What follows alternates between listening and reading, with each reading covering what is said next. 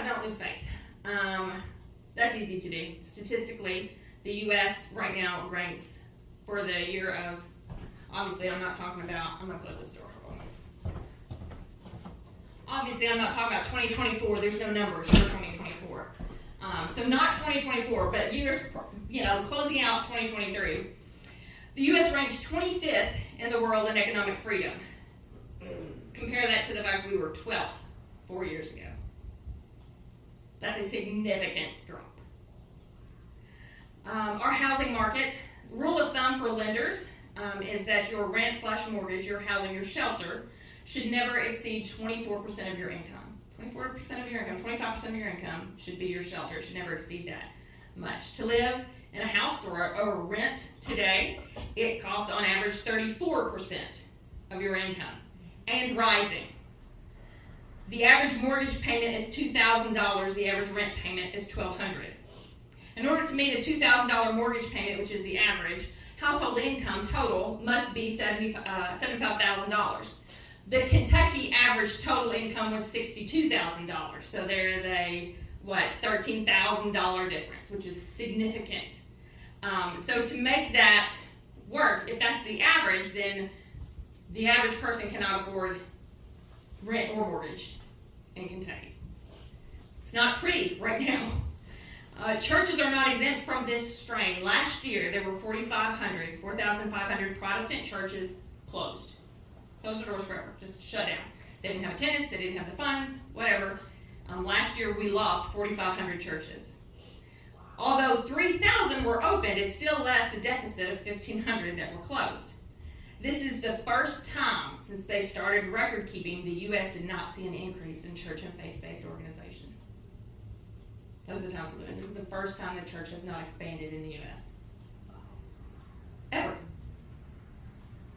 So times are tough. Times are dismal right now. We're all feeling it. We're feeling it in our churches.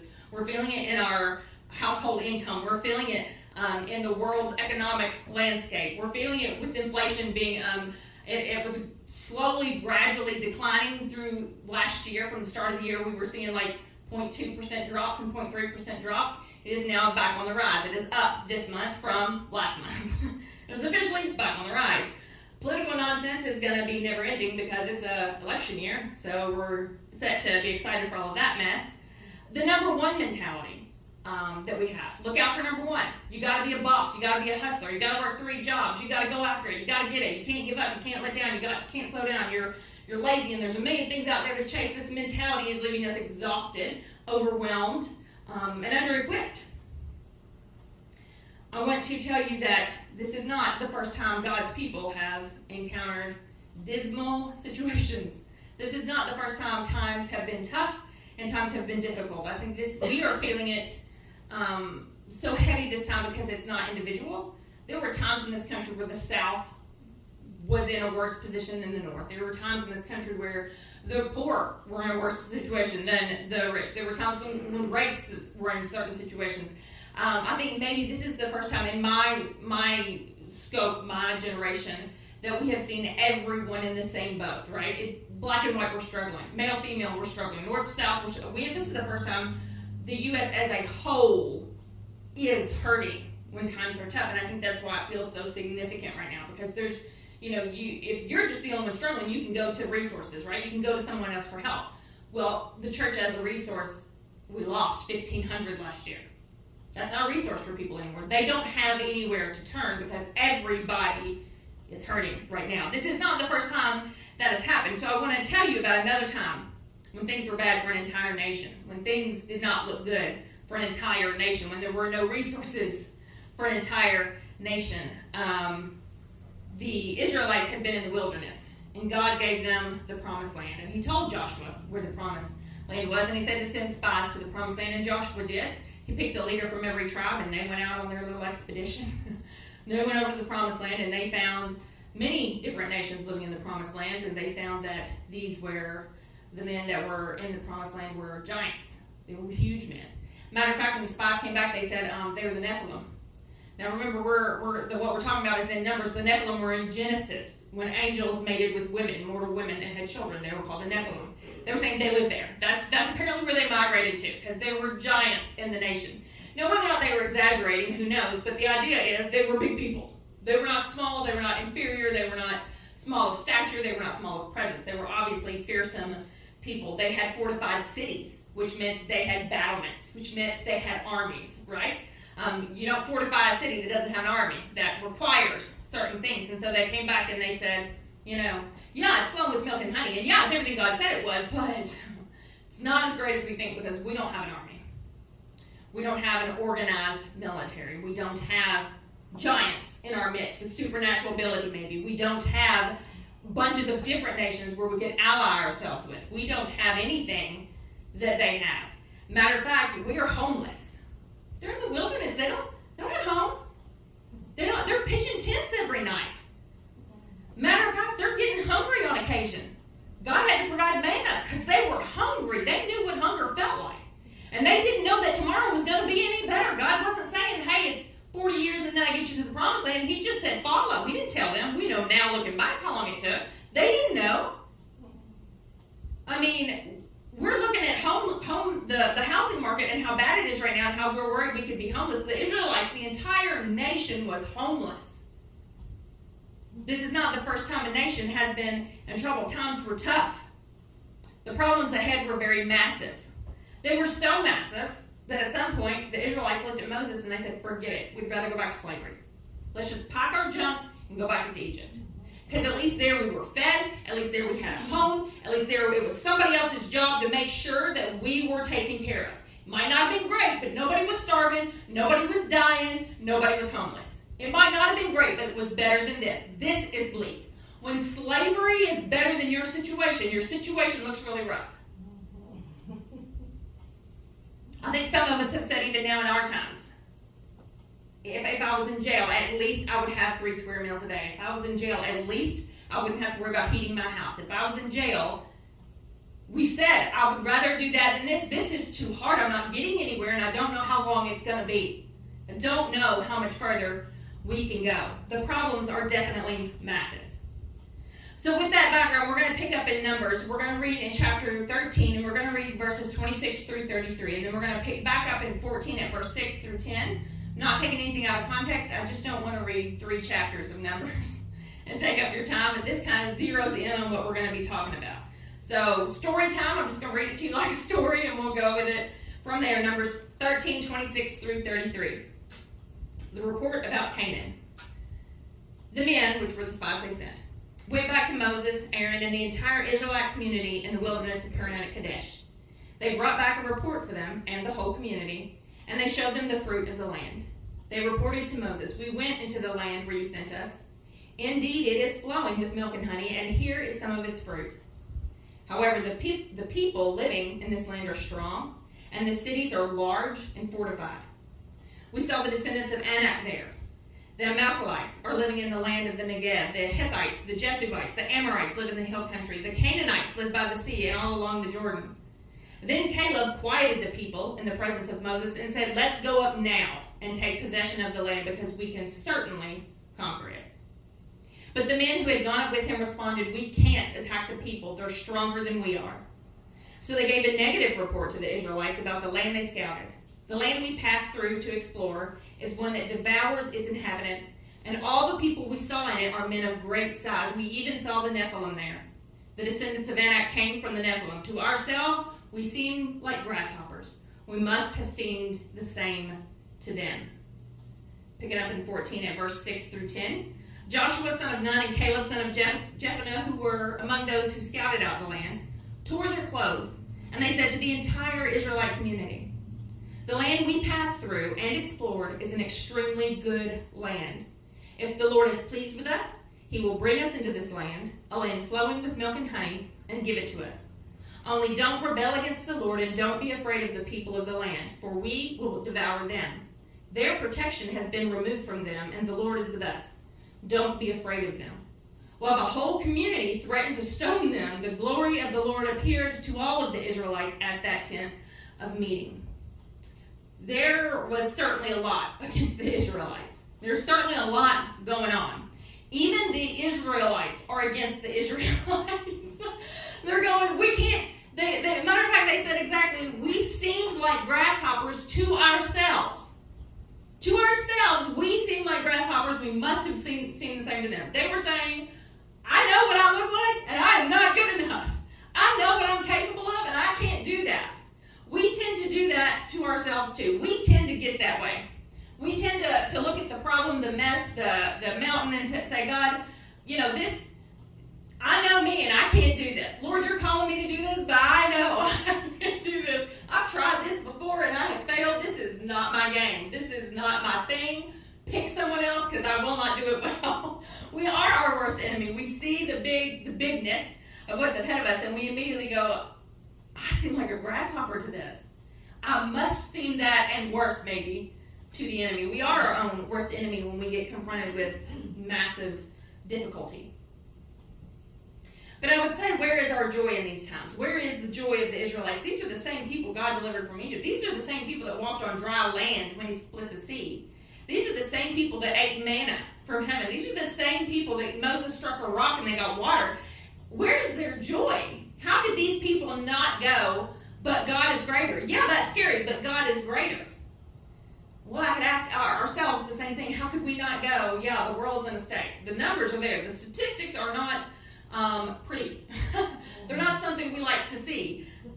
But our God is bigger than that. This country went through a Great Depression and we came out the other side. This country went through the Civil Rights Movement and we came out the other side. This country went through a civil war, brother against brother, and we came out the other side. God has done bigger than a stunned economy. God has done bigger than a homeless housing crisis. God has done bigger than this before. Where is our joy? In spite of all of this, two had faith. These two knew the key was looking up and not looking around. They said, yeah, we see it.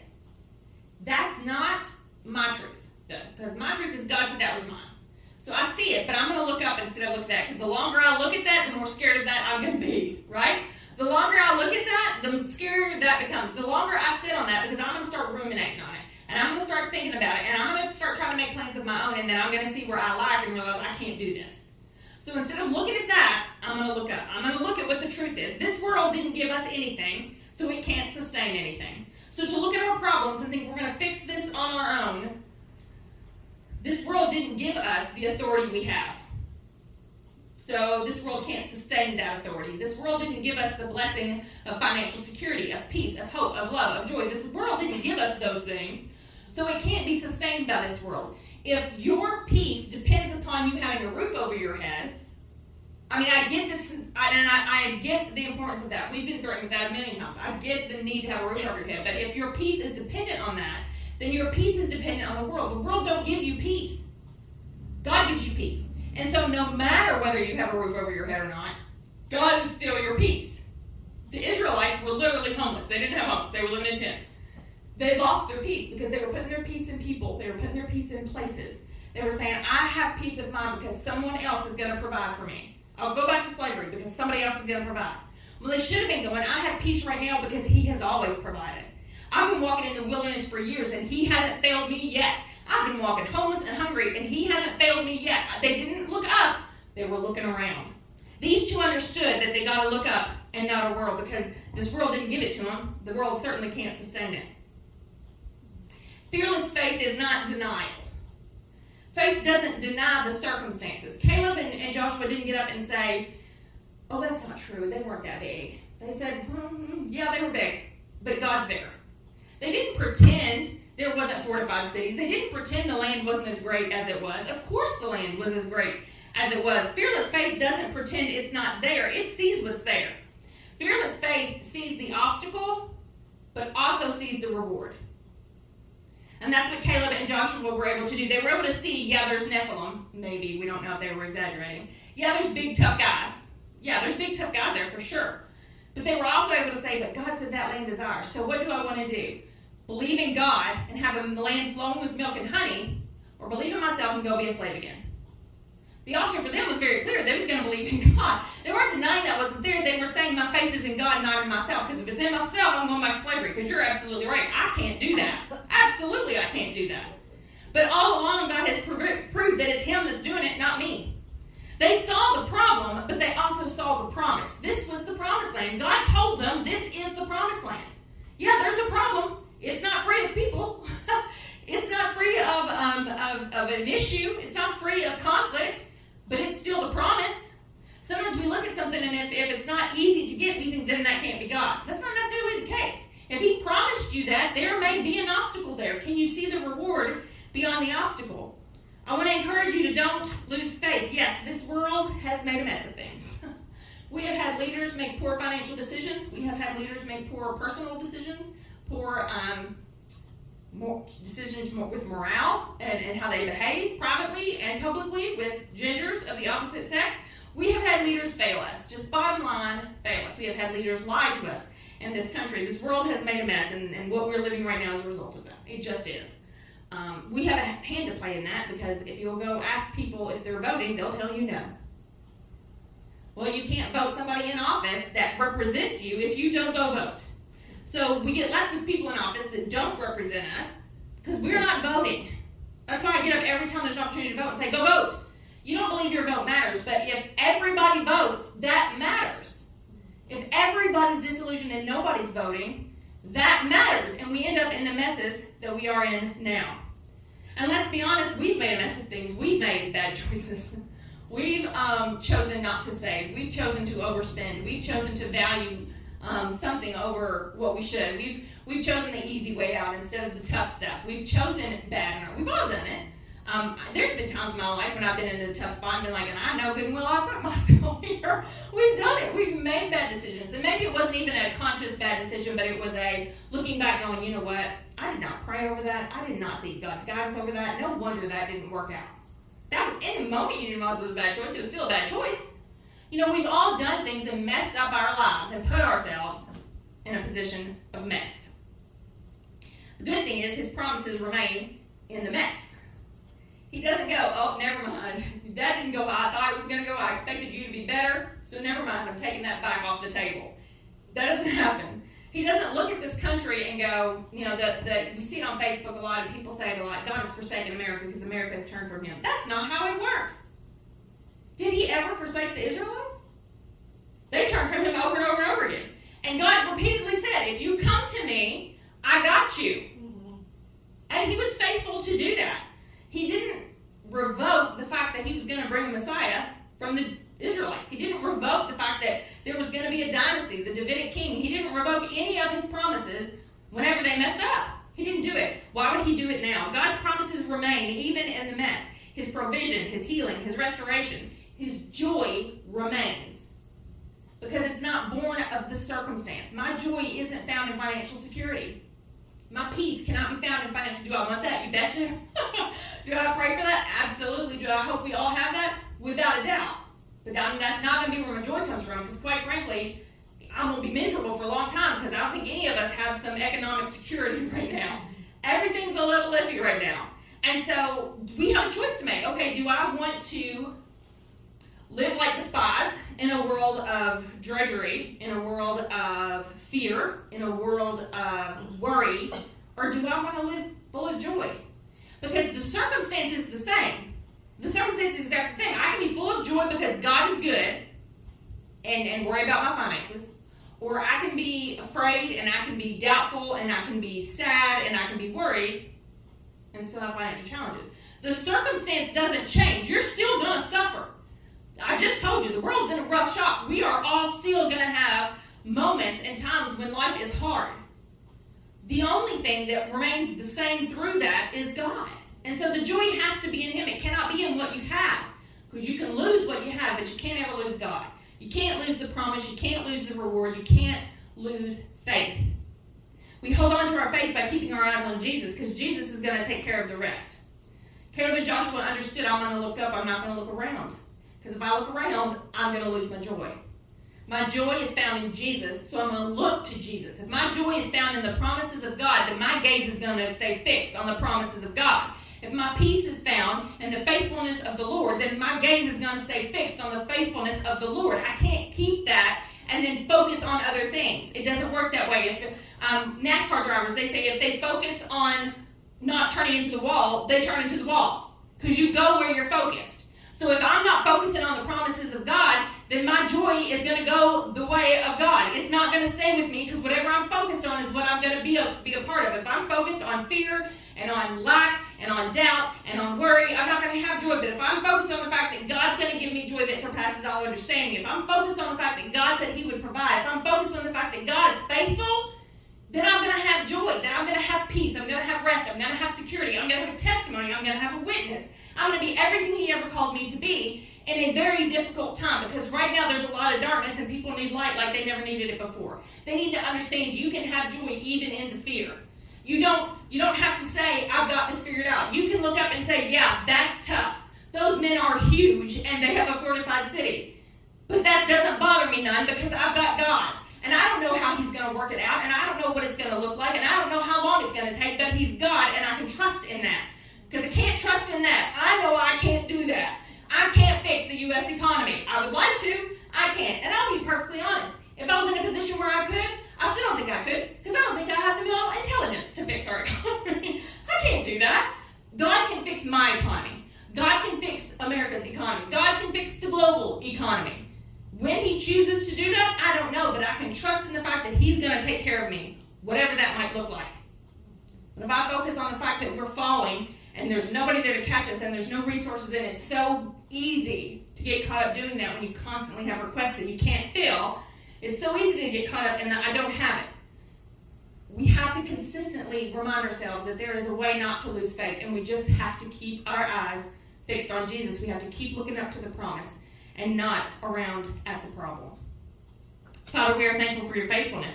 We are thankful that it's easy, Lord, to lose faith, but it is just as easy to get it back. We are thankful that everything we do, everything we say, every step we take, Lord, is ordered by You, and that You are walking with us, that You have a plan and a design and a purpose, that You have a promise that cannot be outweighed. You have a promise that cannot be broken or taken back, God, that You have a future for us that we can trust in, that we can hold on to. Lord, I'm thankful that in all things You are going to work good, Lord, and that we have the ability to seek You, and that You will follow, God, that You will lead into those prayers. And Lord, the longer we press into You, the more we can find You faithful. Lord, I'm thankful that as we turn to You in these difficult times and these dreary times and these times of uncertainty, God, that You can give us the foolproof message that You love us, and God, that You have got us, that there is a protection, there is a provision, and there is a peace that we can't get from anywhere else but, Lord, from You. And I pray that we find that to be true, that as we turn our eyes to You, that the problems of this world become small, and Lord, that we take ourselves out of the equation, stick You in it, and see just how victorious You can be. God, I anticipate a great testimony to come from this great trying time as we look upward instead of outward. Lord, bless us and keep us in Your will and in Your way. In Jesus' name I pray. Amen.